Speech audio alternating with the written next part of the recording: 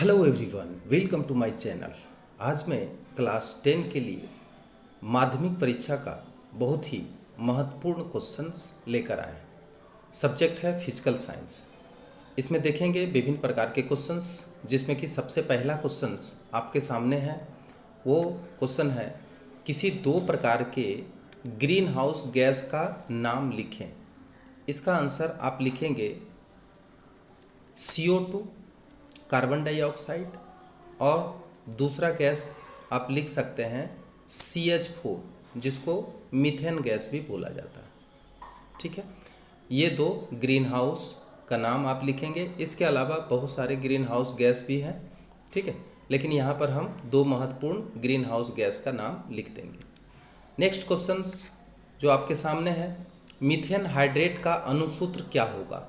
Methane hydrate का अणुसूत्र जब आप लिखेंगे तो दो तरीके से लिख सकते हैं। एक है CH4.5.75H2O, ऐसा भी लिख सकते हैं। और दूसरे तरीके से अगर लिखना चाहें तो 4 मोलिकुल्स CH4 का और .23 मोलिकुल्स H2O का। तो इन दोनों में से किसी भी अणुसूत्र को आप फॉलो कर सकते हैं। किसके लिए? मीथेन हाइड्रेट के लिए। ठीक है, अब इसके बाद नेक्स्ट क्वेश्चन आते हैं, और नेक्स्ट क्वेश्चन है आपका, ग्लोबल वार्मिंग के लिए सबसे महत्वपूर्ण गैस कौन सा है। तो देखिए, ग्लोबल वार्मिंग जो अभी बहुत ही भयानक समस्या है ग्लोबल वार्मिंग का, इसके लिए जो सबसे महत्वपूर्ण गैस जिम्मेवार है वो है कार्बन डाइऑक्साइड। तो आप इसका आंसर कार्बन डाइऑक्साइड लिख सकते हैं। क्लियर है? आगे बढ़ते हैं और देखते हैं नेक्स्ट क्वेश्चंस। अब क्वेश्चंस 4 नंबर देखिए, वायुमंडल के किसी स्तर में आंधी, वर्षा और वज्रपात की घटना घटती है तो वो कौन सा मंडल में घटित होती है। तो इसके लिए देखिए, धरातल का सबसे पहला स्तर जिसका नाम है घनमंडल, जिसका नाम है घनमंडल, आप घनमंडल लिख सकते हैं, या फिर आप इसे क्षोभ मंडल भी बोलते हैं। तो घनमंडल लिख सकते हैं या क्षोभ मंडल लिख सकते हैं। क्षोभ मंडल, क्षोभ मंडल। क्लियर है? अब नेक्स्ट क्वेश्चन आते हैं और देखते हैं, वाहनों में साइड मिरर के लिए किस दर्पण का व्यवहार किया जाता है। सभी वाहनों में साइड मिरर होता है जिसमें कि पीछे के वस्तु को देखने में इस्तेमाल किया जाता है।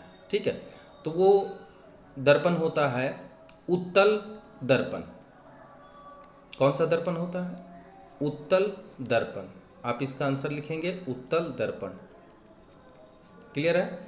आगे बढ़ते हैं और देखते हैं नेक्स्ट क्वेश्चंस। उत्तल लेंस के प्रधान अक्ष के किस स्थान पर वस्तु को रखने पर वस्तु का काल्पनिक तथा सीधा प्रतिबिंब बनता है। ठीक है, अब जानते हैं कि अगर हम उत्तल लेंस में किसी भी प्रधान अक्ष के,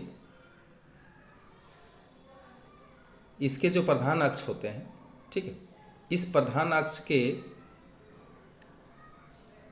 ऑप्टिकल सेंटर O और F,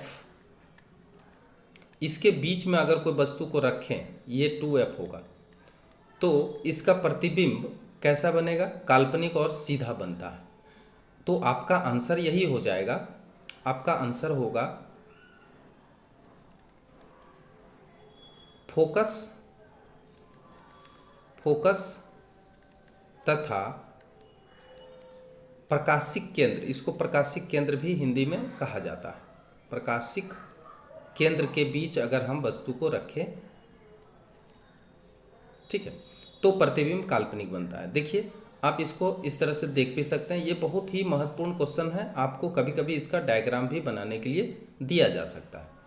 तो अगर हम वस्तु को यहाँ पे रखते हैं, ठीक है, तो एक प्रकाश का किरण इसके फोकस से होकर गुजरेगा, इसको हम F डैश कहें, इसको 2F डैश कहें। ठीक, तो एक तो फोकस से होकर गुजर जाएगा, तो एक किरण इसको हम इस तरह से गुजार सकते हैं, इस तरह से एक किरण ऐसे गुजर जाएगा फोकस से होकर, ठीक है। मान लिया जाए ये किरण आपका गुजर जा रहा है, ठीक है।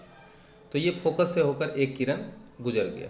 अब ये एफ डैश को हम खिसका के यहाँ पे रख देते हैं, एफ डैश से होकर गुजर गया। दूसरा किरण जो है एफ से होकर गुजरता है।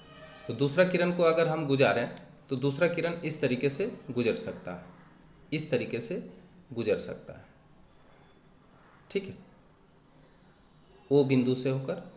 लेकिन ये जो किरण गुजरेगा तो इसमें क्या होगा, इसमें ये इधर कहीं नहीं कटेगा, ठीक है। तो हम क्या करेंगे, पीछे की तरफ इसको बढ़ाएंगे, और पीछे की तरफ जब भी बढ़ाएंगे इसको तो ये पीछे की तरफ कटता हुआ प्रतीत होगा। तो पीछे जहाँ भी कटता हुआ प्रतीत होगा, जैसे मान लिया जाए ये किरण आपको पीछे ऐसे बढ़ाना पड़ेगा, तो ये बढ़ रहा है, और इस किरण को भी पीछे आप बढ़ाएंगे तो कहीं ना कहीं कटता हुआ दिखाई देगा। तो जहाँ भी कटा वहाँ से आपको क्या करना पड़ेगा, मुख्य अक्ष के ऊपर लंब डालना पड़ेगा। तो ये जो बना है, ये ए बी जो वस्तु है, ए बी का प्रतिबिंब ए डैश और बी डैश बना, और यही ए डैश बी डैश क्या है, काल्पनिक प्रतिबिंब है और वस्तु की अपेक्षा सीधा प्रतिबिंब है। तो ये क्वेश्चन शॉर्ट क्वेश्चन है, ऑब्जेक्टिव है, तो उसमें आप केवल फोकस और प्रकाशीय केंद्र के बीच लिखेंगे, और ये कभी बनाने भी दिया जा सकता है। तो जब बनाने दिया जाएगा, आरेख डायग्राम के सहायता से इसको दिखाएं, तो आप इस तरीके से इसको बना लेंगे। आगे बढ़ते हैं और देखते हैं नेक्स्ट क्वेश्चंस। अब नेक्स्ट क्वेश्चंस 7 नंबर देखिए, सैलून में दाढ़ी बनाने के लिए किस प्रकार के दर्पण का व्यवहार किया जाता है। ऑब्वियसली यहाँ पे क्या होगा, अवतल दर्पण, ठीक है। लेकिन ये जो अवतल दर्पण होता है, अवतल दर्पण जो होता है ये बहुत ही अधिक त्रिज्या वाला होता है, इसलिए ये दिखने में समतल जैसा लगता है। लेकिन ये व्यवहार किया जाता है, अवतल दर्पण का व्यवहार किया जाता है दाढ़ी बनाने के लिए। क्लियर है। आगे बढ़ते हैं और देखते हैं नेक्स्ट क्वेश्चंस। नेक्स्ट क्वेश्चंस है 8 नंबर। क्लियर। अब क्वेश्चन देखिए, बॉयल्स के नियम में पी वी और पी के बीच का ग्राफ कैसा होता है। तो अगर हम बॉयल्स के नियम को डायग्रामेटिक ढंग से अगर हम देखें, ग्राफ बनाने के लिए अगर हम देखें, तो इसका ये जो मूल बिंदु है इसको अगर हम ओ माने, ये एक्स एक्सिस हुआ और ये वाई एक्सिस हुआ। तो एक्स एक्सिस में हम लेते हैं P, दबाव लेते हैं, और वाई एक्सिस में हम लेंगे दबाव और वॉल्यूम का गुणनफल लेते हैं, ठीक है। तो देखा जाता है कि इसका ग्राफ जो होता है एक सरल रेखा में आता है, वो एक्स एक्सिस के समान होता है। तो ये ग्राफ आपको पहचानना पड़ेगा कि ये ग्राफ जो होता है बॉयल्स के नियम का पी वी और पी के बीच के ग्राफ होता है। यानी इसका अगर रचना देखें तो हम लिखेंगे एक्स अक्ष के समानांतर होता है, एक्स अक्ष के समानांतर होता है, समानांतर होता है, ठीक है। आगे बढ़ते हैं और देखते हैं नेक्स्ट क्वेश्चंस। बॉयल के नियम में कौन कौन सा कारक स्थिरांक होते हैं। क्लियर है। बॉयल्स का नियम में 2 ही स्थिरांक होते हैं, एक होता है गैस का मात्रा, गैस का मात्रा, ठीक है, और दूसरा होता है गैस का तापक्रम। ये दोनों को हम लोग क्या करते हैं, इसमें स्थिरांक रखते हैं बॉयल्स के नियम में। आगे बढ़ते हैं और देखते हैं क्वेश्चन नंबर 10। चार्ल्स के नियम में कौन कौन सा स्थिरांक होते हैं, कौन कौन सा कारक स्थिरांक होते हैं। चार्ल्स के नियम में गैस का मात्रा तो होता ही है, पहला नंबर गैस का मात्रा, पहला नंबर गैस का मात्रा, और दूसरा होता है दबाव, ठीक, गैस का दबाव, गैस का दबाव, प्रेशर। क्लियर है। अब आगे देखते हैं नेक्स्ट क्वेश्चंस। पीतल में कौन कौन से धातु उपस्थित होते हैं। पीतल एक मिश्र धातु है। पीतल क्या है, एक मिश्र धातु है जिसमें Cu यानी कॉपर, कॉपर और Zn जिसको कहते हैं जस्ता, ठीक है। तो कॉपर और जस्ता के मिश्रण से बना है पीतल। इसी तरह से एक क्वेश्चन और आ सकता है, कांसा। कांसा में कौन कौन से मिश्र धातु मिले हुए होते हैं, अर्थात कौन कौन से धातु इसमें मिले हुए होते हैं। तो इसमें एक कॉपर होगा, ठीक है, और दूसरा टीन होगा जिसको कि एसएन बोलते हैं, टीन। तो कॉपर और टीन ये दोनों मिलकर के कांसा का निर्माण होता है। क्लियर है। आगे बढ़ते हैं और देखते हैं आवर्त सारणी के किस वर्ग में हैलोजन को रखा गया है। ठीक है, तो हैलोजन जितना भी है सब 17वां वर्ग में रखा गया। 17वें वर्ग में किसको रखा गया है, हैलोजन को रखा गया है, हैलोजेंस को रखा गया है। ठीक है, और अगर 17वें नहीं होगा ऑप्शन में तो 7वें भी आप लिख सकते हैं, 7वें वर्ग में रखा गया। ठीक है, ये दीर्घावर्त सारणी के लिए 17वें वर्ग है, बाकी के लिए है 7वें। क्लियर है। आगे बढ़ते हैं और देखते हैं नेक्स्ट क्वेश्चन। एक निष्क्रिय गैस का नाम लिखो जिसके अंतिम कक्ष में 2 इलेक्ट्रॉन होते हैं। तो निश्चित रूप से आप जानते हैं कि हीलियम, नियन, आर्गन, क्रिप्टन, जेनन, रेडन, ये सारे जो गैस हैं ये सारे निष्क्रिय गैस है, जिसमें कि सबसे पहला जो है वो हीलियम। पहला क्या है, हीलियम। तो हीलियम जो है इसका परमाणु भार 4 है और परमाणु संख्या 2 है। तो इसका इलेक्ट्रॉन इसमें कितने हैं, इलेक्ट्रॉन 2 हैं। तो इसलिए पक्का है कि इसका पहला कक्षा में 2 इलेक्ट्रॉन फुलफिल हो जाएगा। ठीक है, एल एम ये सब खाली रहेगा। तो पहला कक्षा इसका क्या हो जाएगा, अंतिम कक्षा हो जाएगा, और इसीलिए तब 2 इलेक्ट्रॉन इसके अंतिम कक्षा में होते हैं। अब देखते हैं नेक्स्ट क्वेश्चंस। नेक्स्ट क्वेश्चन क्या है, ओजोन स्तर किस प्रकार के रेडिएशन को अवशोषित करता है। देखिए, सूर्य के प्रकाश में एक किरण होता है जिसका नाम है अल्ट्रावायलेट किरण। अल्ट्रावायलेट किरण रे, ये अल्ट्रावायलेट किरण जो होते हैं, यूवी लाइट जिसको बोलते हैं, यूवी लाइट,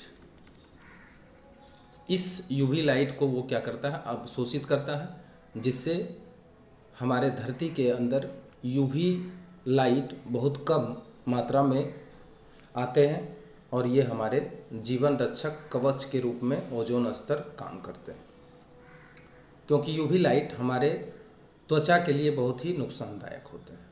आगे बढ़ते हैं और देखते हैं नेक्स्ट क्वेश्चन। नेक्स्ट क्वेश्चन देखिए, जीवाश्म ईंधन का नाम लिखें। तो बहुत सारे जीवाश्म ईंधन है, आप लिख सकते हैं। कोयला भी है जीवाश्म ईंधन, क्योंकि वो पेड़ पौधे के अपघटन से बनते हैं, तो आप कोयला लिख सकते हैं। पेट्रोलियम लिख सकते हैं, क्योंकि पेट्रोलियम जीव जंतुओं के अपघटन से ही बनते हैं, तो दूसरा होगा पेट्रोलियम। आगे बढ़ते हैं और देखते हैं next question. Next question 16 number, आदर्श गैस समीकरण को लिखो। आदर्श गैस समीकरण जो होता है वो PV बराबर nRT। ठीक है, PV बराबर nRT, जहाँ P हुआ प्रेशर, V हुआ वॉल्यूम, N हुआ मोलों की संख्या, R हुआ R और T, ठीक है, ये स्थिरांक हुआ, और T हुआ टेम्परेचर जो केल्विन में मापा जाता है। ठीक है, तो इसलिए ये PV बराबर nRT जो सूत्र है ये आदर्श गैस समीकरण का सूत्र होता है, इसको आप लिखेंगे। नेक्स्ट क्वेश्चन देखते हैं।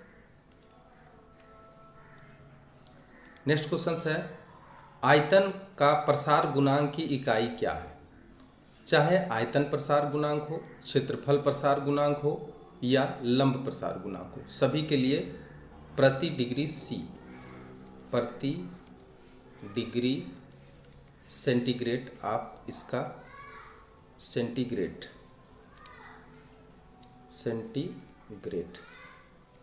या फिर इसको आप लिख सकते हैं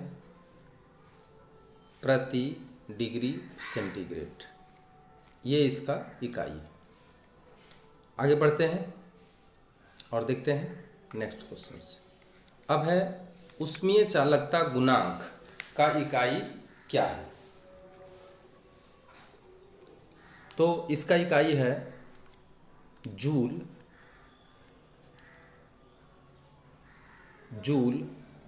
पर मोल पर केल्विन पर सेकेंड। जूल पर मोल पर केल्विन पर सेकेंड। शॉर्ट में अगर लिखें तो J m⁻⁻1 k⁻⁻1 s⁻⁻1 ये है इसकी इकाई। क्लियर है। आगे बढ़ते हैं और देखते हैं नेक्स्ट क्वेश्चंस। 19 नंबर क्वेश्चन है, हमारे आँखों के किस स्तर में प्रतिबिंब का निर्माण होता है। सभी को पता है कि हमारे आँख के अंदर एक जो थर्ड लेयर होता है, जो सबसे भीतर में होता है, उसका नाम है रेटिना, और रेटिना पर ही प्रतिबिंब बनता है। ठीक है, रेटिना पर ही क्या होता है, प्रतिबिंब का निर्माण होता है। अब आगे बढ़ते हैं और देखते हैं नेक्स्ट क्वेश्चन। लेंस के फोकस दूरी और वक्रता त्रिज्या के बीच में क्या संबंध है।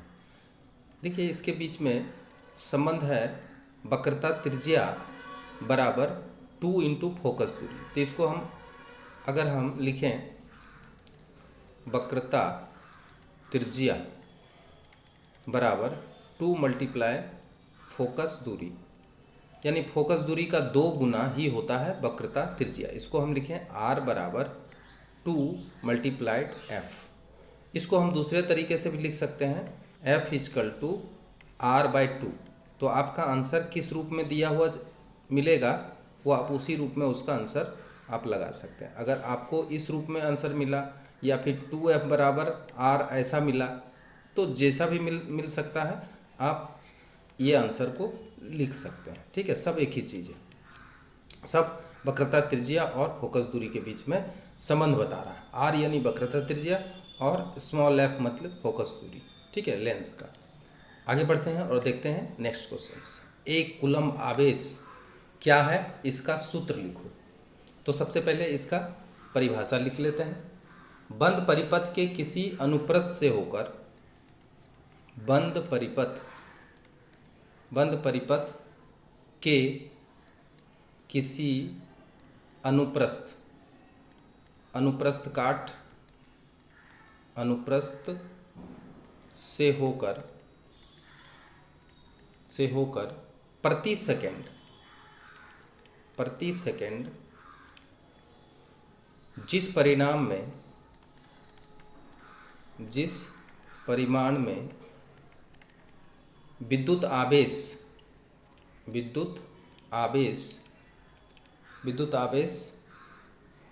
के प्रवाहित होने से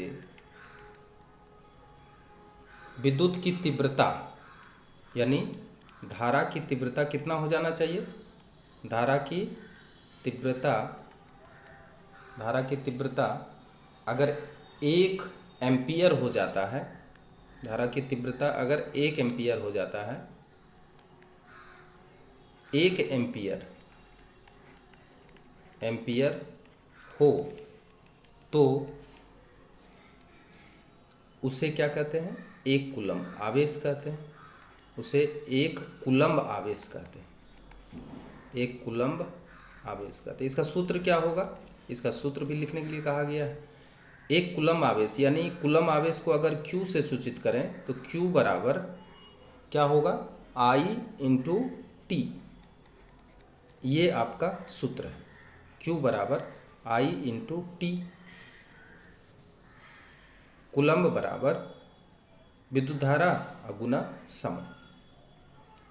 ठीक है, या इसको हम कह सकते हैं एम्पियर × टाइम = कूलम्ब।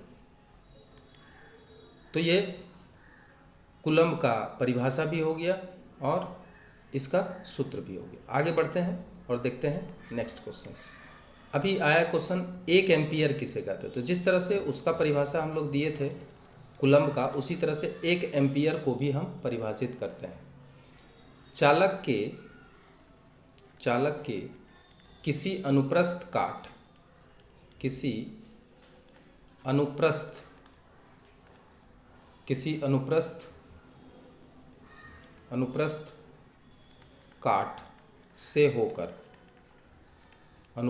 से होकर किसी भी निश्चित दिशा में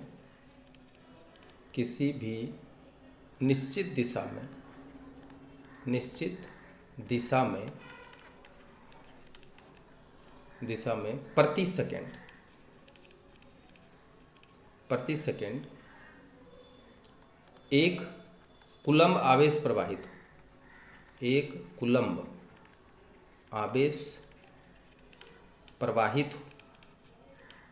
प्रवाहित हो तो चालक में प्रवाहित धारा की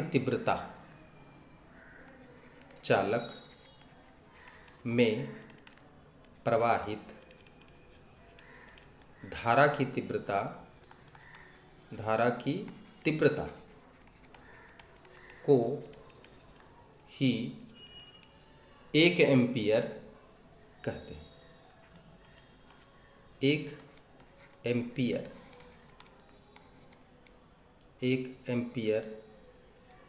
कहते हैं। इसका सूत्र क्या होगा? इसका सूत्र होगा 1 ampere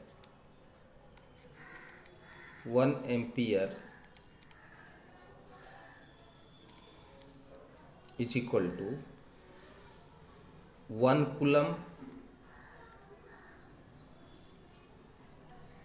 coulomb divided by 1 second.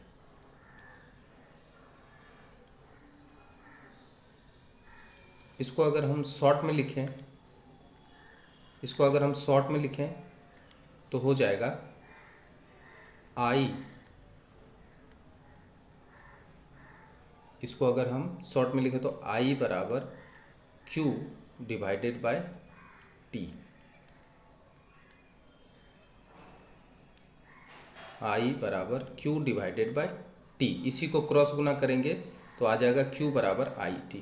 ठीक है, ये कूलम्ब और एम्पियर ये दोनों एक दूसरे से रिलेटेड।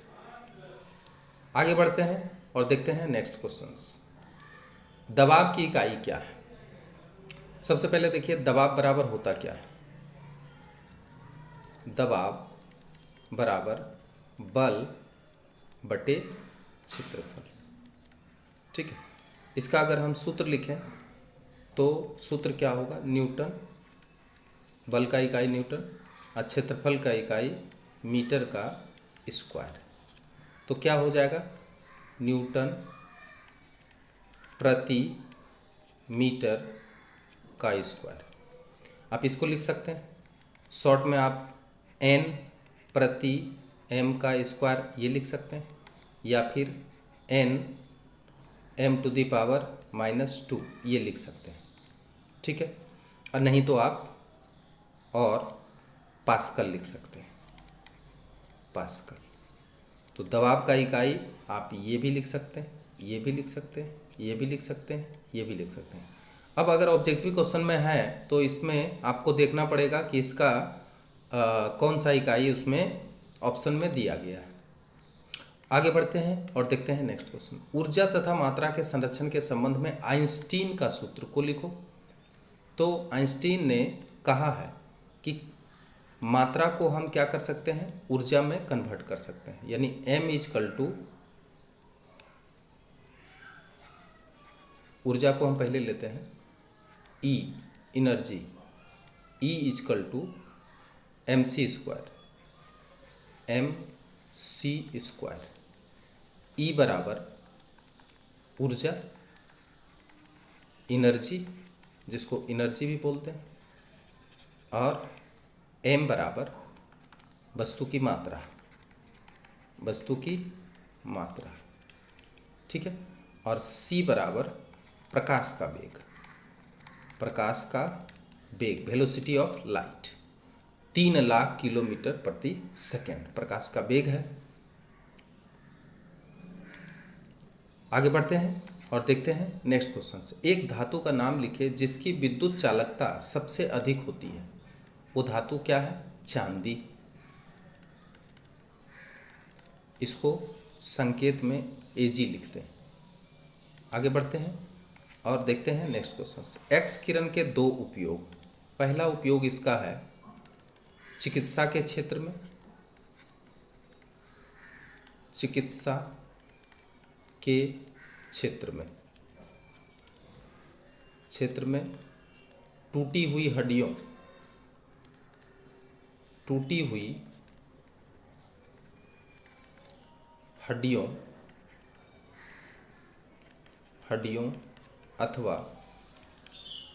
अथवा शरीर के भीतर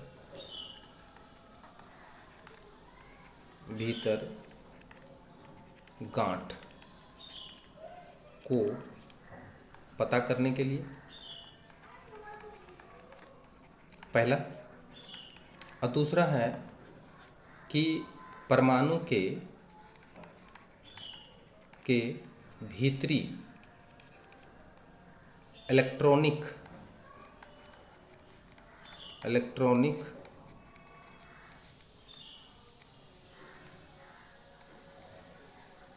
पथ में इलेक्ट्रॉनों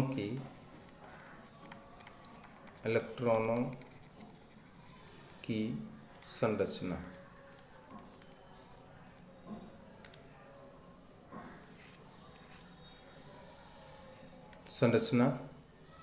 के अध्ययन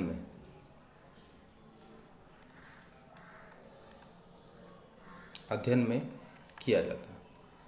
नेक्स्ट क्वेश्चन से आता है, एसआई पद्धति में प्रतिरोध का इकाई क्या है? प्रतिरोध का इकाई ओम होता है, ओम। ठीक है, इसको हम इस चिन्ह से डिनोट करते हैं, ओम। ठीक है, इसी तरह से कभी कभी क्वेश्चन आ सकता है कि एसआई पद्धति में विशिष्ट प्रतिरोध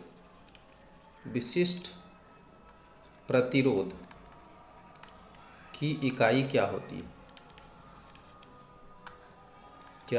है? तो आपको ज़्यादा कुछ नहीं करना है, यहाँ पे लिखना है ओम मीटर। ठीक है, या फिर इसको शॉर्ट में ओम मीटर, इस तरह से आप लिख सकते हैं, ओम मीटर।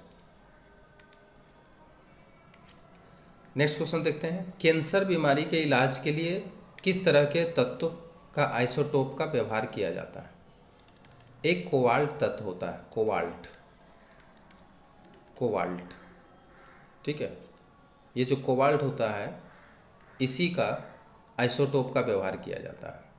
ठीक है, कोबाल्ट के आइसोटोप।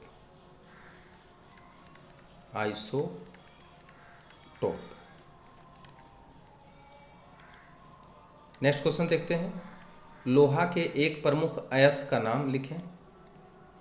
रेड हेमेटाइट का नाम आप सुने होंगे, रेड हेमेटाइट। इसको लाल हेमेटाइट बोलते हैं, हेमेटाइट।